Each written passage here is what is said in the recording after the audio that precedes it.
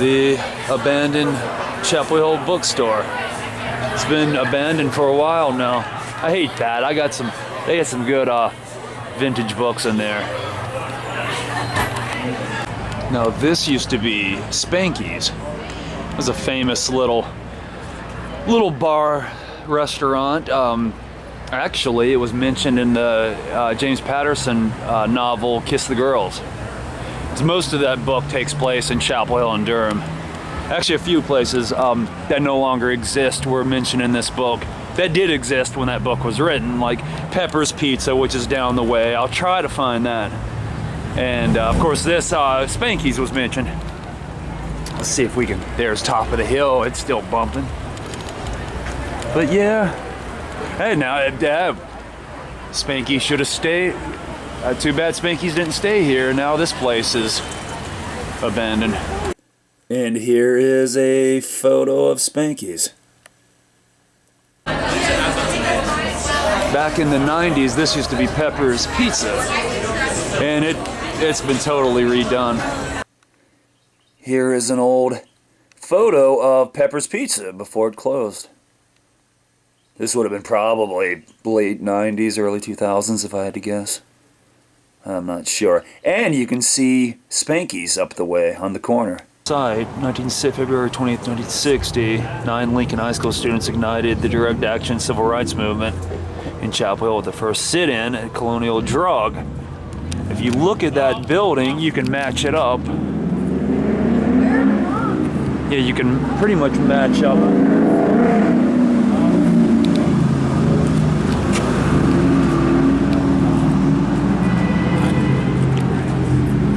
I hate that, you know, I can only see the top.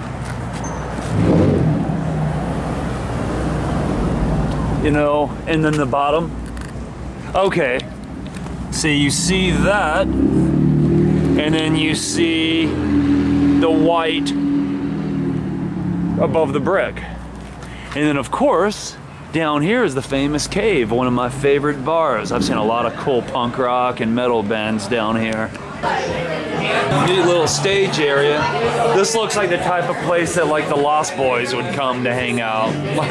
Dark, kind of where the vampires and ghouls come. Piano, and they got the old. There's an amp, couple amps. Oh, look at this skull with the candles. I like that. Very cool. That's neat. I love this. It's almost like paper mache that they use to make it. All the stickers on it. Some of this stuff's been here for ages. Look at this old Pac-Man game. I used to see this in Pizza Huts back in the day. Last time I was here, I hung out with the heavy metal bands that were here. Smoked with them a little bit. That was pretty cool. Let's see. Here's a little place to sit and watch TV. This is outside of the old Cat's Cradle where Nirvana and Pearl Jam once played when Cat's Cradle existed in this particular location. That would have been in 91, early 90s. Look at these sea turtles swimming on the wall. Pretty cool. I like that. Anyway, I love New York pizza. Many a nights we spent coming here and it's still here. Look at the beautiful church steeple. I want to find the old Rathskeller. We're gonna go there in a little bit. I know a couple clubs I used to go to. But yeah, we'd come here on many Friday nights in the late 90s and even early 2000s.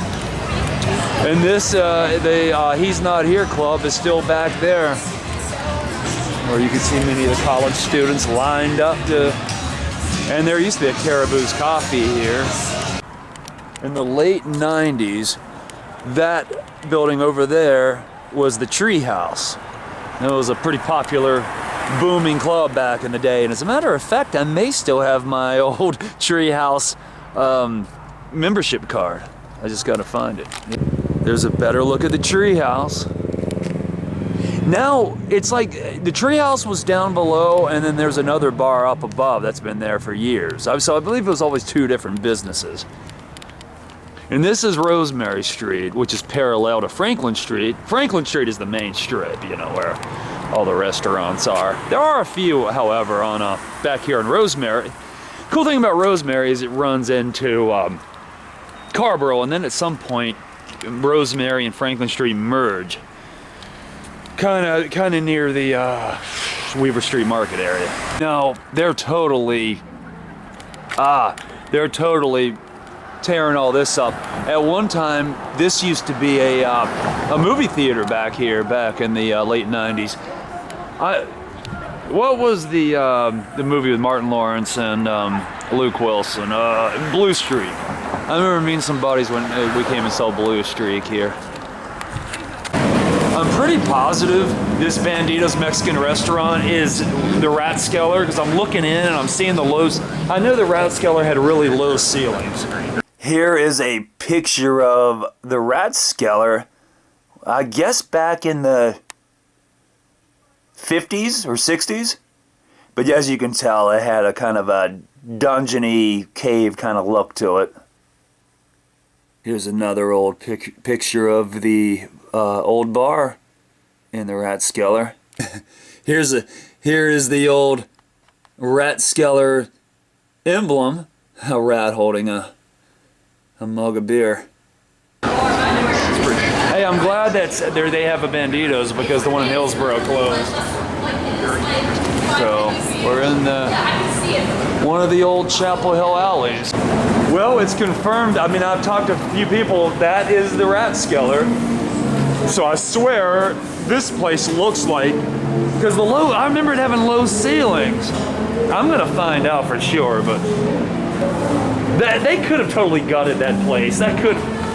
Nevertheless, the Rathskeller was in this alley, and it was either one or the other.